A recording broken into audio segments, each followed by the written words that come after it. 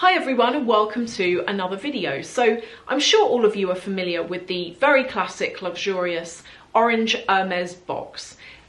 It's iconic, everyone knows it. But are you familiar with the Hermes blue box? This is something very special. It's something very exclusive. It's something not so well known, and it's something that I have to actually thank one of you for. Magby contacted me on Instagram with this video idea, so I want to dedicate this to you and thank you so much for the concept. And in doing so, I want to talk to you, all of you, about the difference between a special order and a special edition, a difference between the boxes that you get with each, what that means. But crucially, here's the thing. So I work in marketing, that's my day job, and I think that there is a marketing stunt going on here. I think it's been really well done. I give them a round of applause. I think they've done an amazing job by doing this. So we're going to cover all of that as we go. So just to kind of run through the history of Hermes, they have been going for 185 years. And one thing that I think is very admirable and that I really like about them are that they are still family run all these years later. That's something you don't often see. Very often, as generations pass away, you see companies sold onto other people and it all becomes a lot more watered down.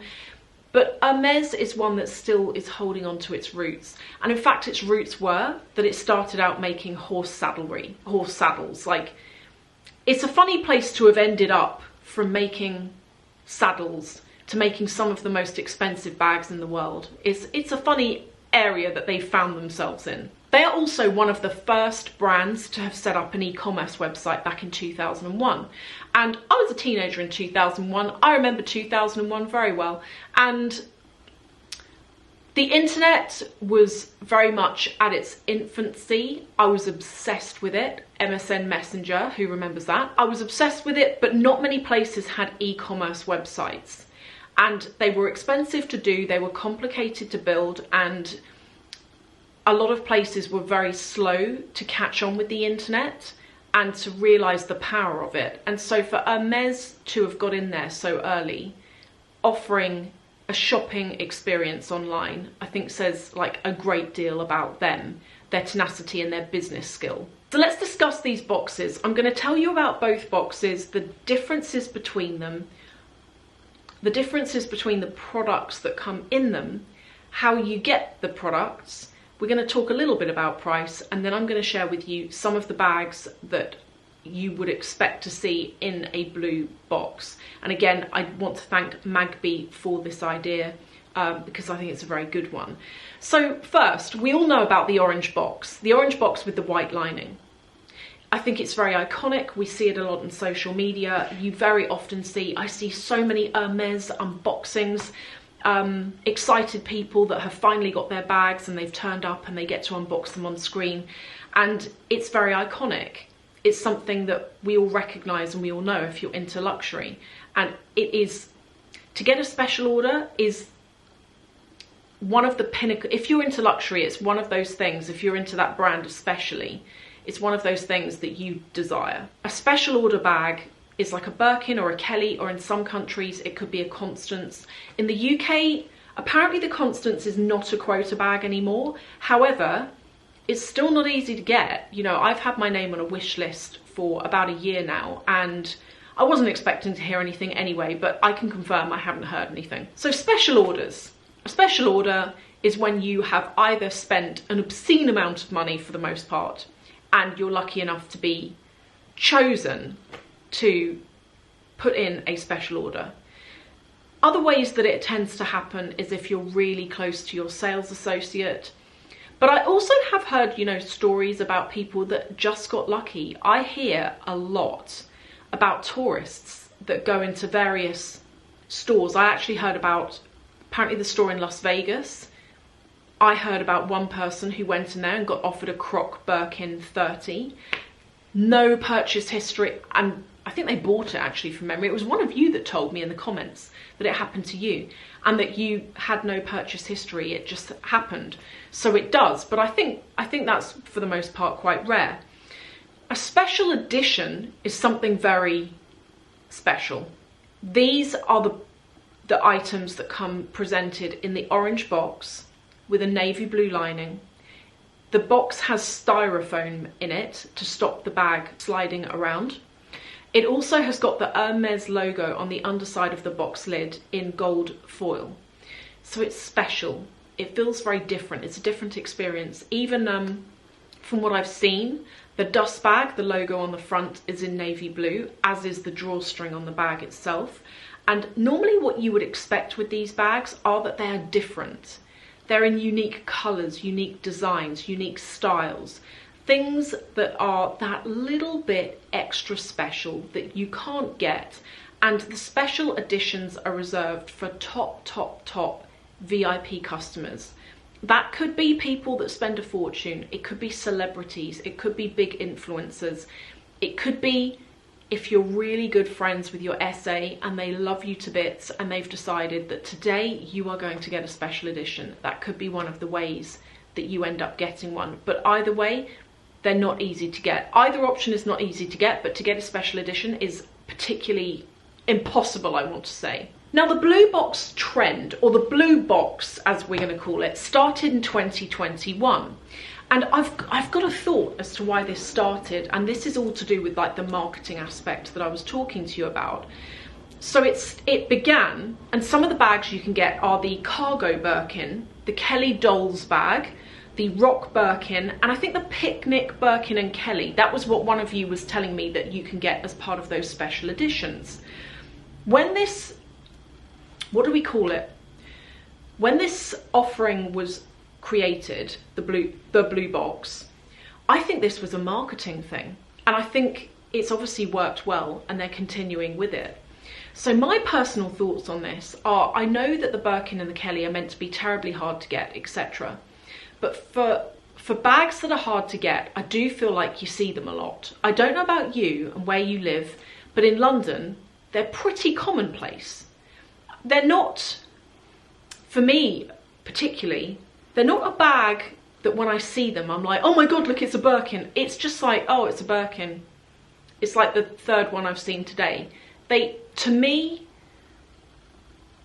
I don't understand this logic behind them being so hard to get, because for something that's so hard to get, I feel like they're everywhere to a degree.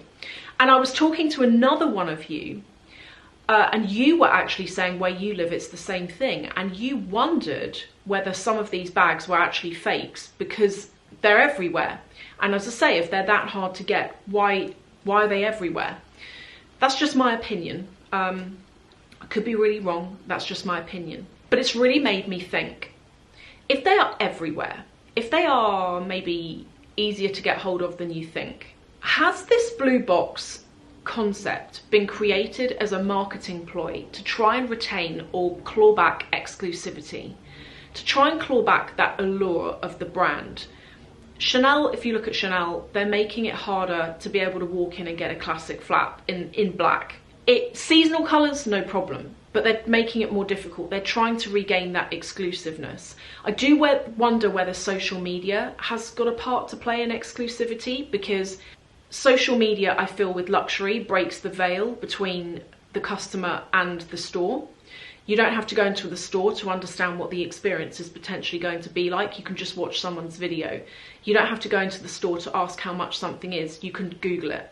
You don't have to anymore go into the store to see the quality of a bag or to see it close up, because there's somebody who's done a video on it.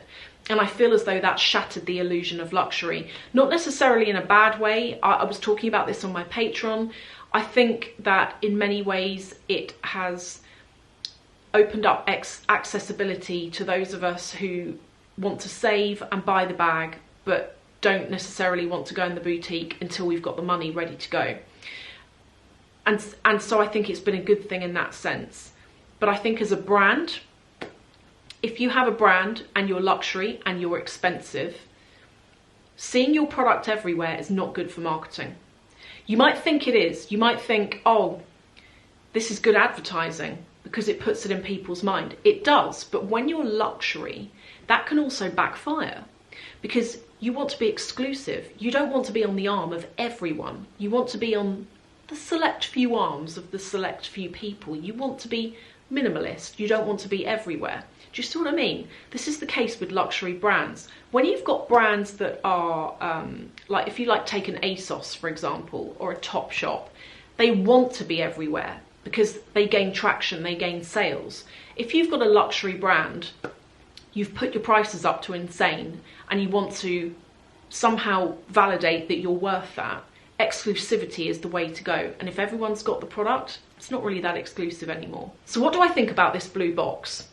I think that it's a brilliant marketing strategy aimed at keeping or upping their game with exclusivity. I think it's one of the best ideas I've ever seen in my life. When I heard about it and when I started reading up on it, I thought this is a marketeer's dream, what they've done.